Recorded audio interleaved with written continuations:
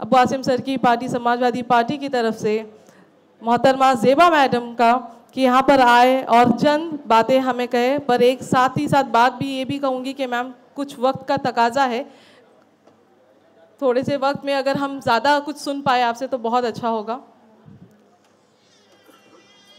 जोरदार तालियां ज़ेबा मैम के लिए। अस्सलाम वालेकुम, नहमदु व नसल्ली अला रसूलिल करीम, अम्मा बाद। रिस्पेक्टेड अबू आसिम आज़मी साहब, समीर सिद्दीकी साहब और respected dignitary sitting on the DISE.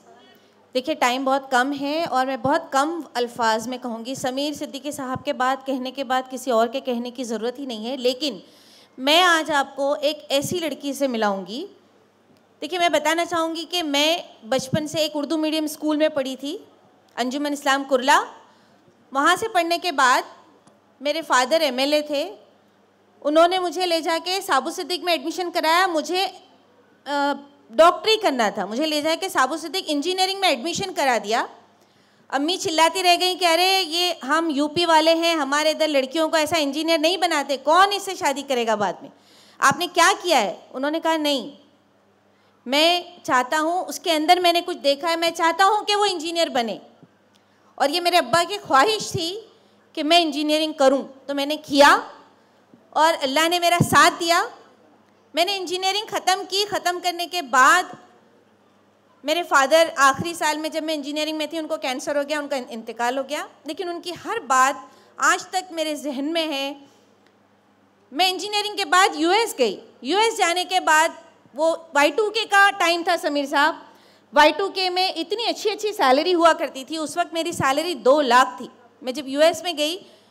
लेकिन वहाँ जाने के बाद जैसे समीर साहब ने कहा ना कि दिल के न्यूरॉन और पेट के न्यूरॉन ने गड़बड़ करना शुरू किया और ऐसा हुआ कि लगा कि ये क्या है। अपने अब्बा के अल्फाज याद आने लगे कि हमने इससे नहीं पढ़ाया कि आप जाके अच्छी सैलरी हासिल करो, अपनी अच्छी ज़िंदगी गुजारो, आप जाके वहाँ बस जाओ।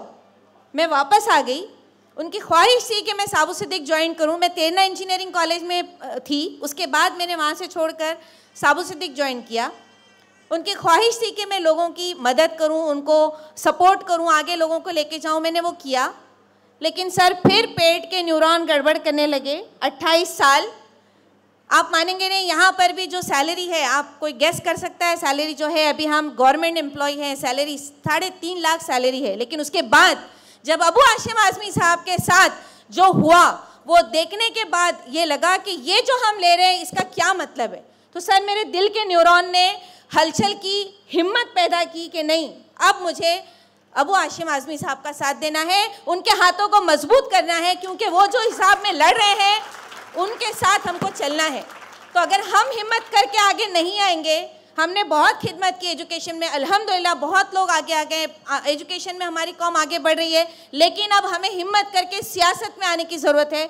तो हमने वो किया और आज दिल में सुकून है कि हमने जो भी किया, जो फैसले किए, जैसे समीर साहब ने कहा कि हमारे फ़ैसले जो होते हैं, हम जब फैसले करते हैं तो पता नहीं गलत है सही है, मैंने अल्लाह पे छोड़ दिया कि मेरा ये फ़ैसला अल्लाह बेहतर जानता है मेरी नीयत कैसी है और अल्लाह हमें उसमें कामयाब करे। तो आप सबको भी ये कहूँगी कि एक मकसद बनाइए।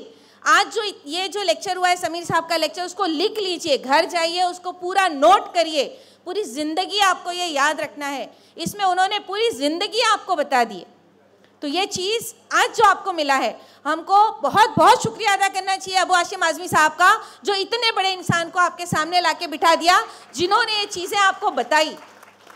ये समझने की ज़रूरत है और ये हमारी ज़िंदगी को आज का यहाँ पर ऐसे बहुत सारे बच्चे होंगे जिनका टर्निंग पॉइंट होगा।